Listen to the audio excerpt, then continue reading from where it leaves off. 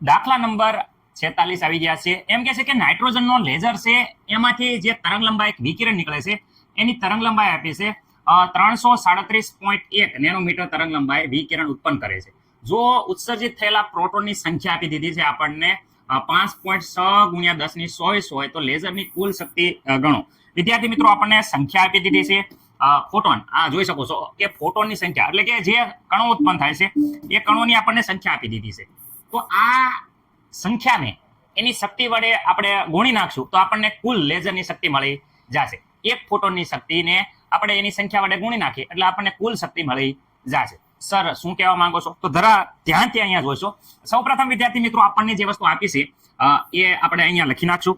પહેલા તો લેઝર છે એની તરંગ લંબાઈ આપણને આપી છે, જોઈ શકો છો 337.1 નેનોમીટર. ઓકે, નેનોમીટરનું મીટરમાં કરવું હોય તો તમને બધાને ખબર છે 337.1 ગુણ્યા 10⁻⁹ વિદ્યાર્થી મિત્રો આ થઈ જાય છે મીટર. મને નથી લાગતું કે કોઈ પણ છોકરાને આમાં કાંઈ પ્રોબ્લેમ હોય. Okay sir, complete. હવે એમ કહે છે કે ઉત્પન્ન થતા પ્રોટોન, તો આપણે એક શક્તિ ગોતવાની છે. શક્તિ એટલે એનર્જી. એનર્જીનું સૂત્ર બધા વિદ્યાર્થી મિત્રોને આવડે છે કે ફોટોનની energy E is equal to okay sir HV. Okay sir, V is equal to તો અમને ખબર છે શું છે C/લેમ્બડા. ઓકે વિદ્યાર્થી મિત્રો, તો અહીંયા વિદ્યાર્થી મિત્રો H, અહીંયા C/ વિદ્યાર્થી મિત્રો લેમ્બડા. ઓકે, V ની જગ્યાએ અહીંયા કિંમત મૂકશો તો આપણને મળી જશે. ઓકે સર, આ સૂત્ર મૂકી દો, આ મૂકી દઈએ. પણ વિદ્યાર્થી મિત્રો એક વસ્તુ ખાસ યાદ રાખજો, પ્લાન્ક અચળાંક x ની વેલ્યુ તમને ખબર હોવી પડે. સર અમને તો ખબર છે 6.726 ગુણ્યા 10⁻, વિદ્યાર્થી મિત્રો ખાસ યાદ રાખજો 37. રેડી? આમાં મને નથી લાગતું કે કોઈને કાંઈ પ્રોબ્લેમ હોય. ઓકે, આમાં દરેક વિદ્યાર્થીને આવડશે. ઓકે ચલો સર, આ તો અમને આવડે છે, અમારે કાંઈ પ્રોબ્લેમ નથી. ઓકે, તરંગ લંબાઈ વિદ્યાર્થી મિત્રો આપણને આપી છે, આ આપી છે, પરંતુ પ્રકાશ C આપણને ખબર હોવી પડે 3 ગુણ્યા 10⁸ મીટર પ્રતિ સેકન્ડ. ઓકે, આમાં મને નથી લાગતું કે કોઈને કાંઈ પ્રોબ્લેમ હોય. ચલો સર, અહીંયા રકમમાં આપણે મૂકી દઈએ એટલે આવડે. ઓકે ચલો, આમાં મૂકો. હાલો, H E શક્તિ, એક ફોટોનની શક્તિ ગોતવી છે પેલા, પછી એક કુલ ફોટોનની શક્તિ મળી જશે. S ઇન્ટુ C/લેમ્બડા. ઓકે, પ્લાન્ક અચળાંકની વેલ્યુ આપણને ખબર છે કેટલી છે વિદ્યાર્થી મિત્રો? 6.726 ગુણ્યા 10⁻⁻. ઓકે વિદ્યાર્થી મિત્રો, ગુણ્યા અહીંયા પ્રકાશની ગતિ ખબર છે બધાને 3 ગુણ્યા 10⁸8. ઓકે, મને નથી લાગતું હોય કોઈને પ્રોબ્લેમ. તરંગ લંબાઈ વિદ્યાર્થી મિત્રો અહીંયા આપેલી છે, તમે જોઈ શકો છો 337 ગુણ્યા 10⁻⁹ વિદ્યાર્થી મિત્રો. ઓકે, એનર્જી છે એ ઝૂલમાં મળશે આપણને. ઓકે, આ એનર્જી છે એ વિદ્યાર્થી મિત્રો આપણને ઝૂલમાં મળશે. ઓકે, ચલો હવે વિદ્યાર્થી મિત્રો ખાસ યાદ રાખજો કે અહીંયા કેલ્ક્યુલેટરમાં આપણે જોઈ જોઈએ છે સાદુરૂપ વ્યવસ્થિત રીતે. વિદ્યાર્થી મિત્રો મને નથી લાગતું કે આમાં કોઈને કાંઈ પ્રોબ્લેમ હોય. ઓકે, અહીંયા વિદ્યાર્થી મિત્રો આપણો જવાબ આવે છે 0.058. આ સમથિંગ આ પ્રકારે કંઈક આવે છે, જરાક જોઈ શકો છો 5896.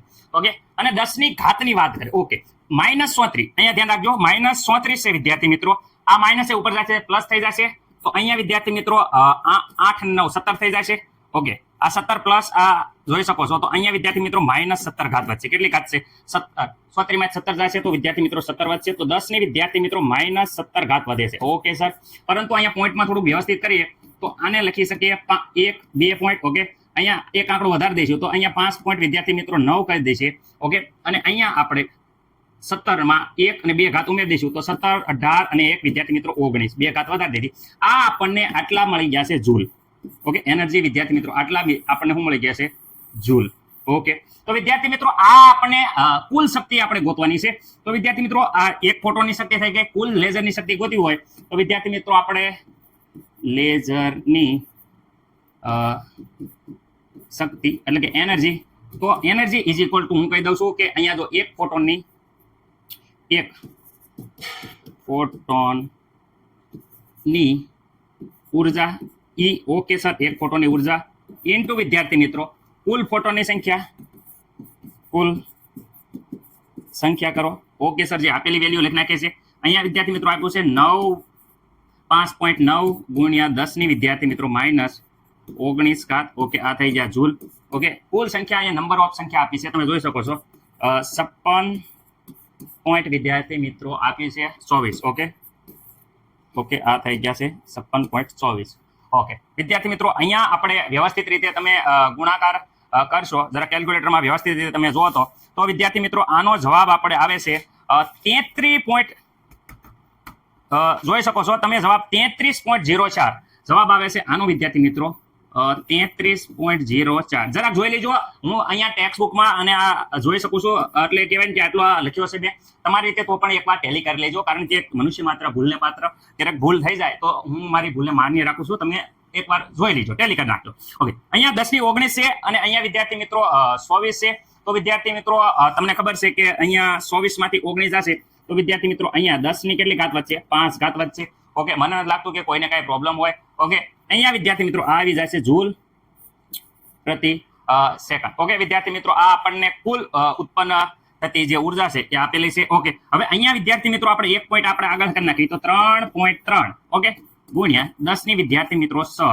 ઓકે, આ વિદ્યાર્થી મિત્રો આપણને આપી દીધી છે જૂલ પ્રતિ સેકન્ડ, એટલે વિદ્યાર્થી મિત્રો અહીંયા 3.3 ગુણ્યા 10 ની 6 ઘાત વોલ્ટ આ આપણને કુલ પાવર મળી જશે વિદ્યાર્થી મિત્રો. અને આમાં કિલોમાં ફેરવવું હોય તો વિદ્યાર્થી મિત્રો 3.3 આના ભાગ્યા 1000 કરી નાખો તો વિદ્યાર્થી મિત્રો 10 ની 3 ઘાત વધશે અને પાછળ એકમ છે એને કિલો આવી જશે, બાકી બધું એનું એ જ રહેશે kilo volt. Okay, kilo volt આવી જશે.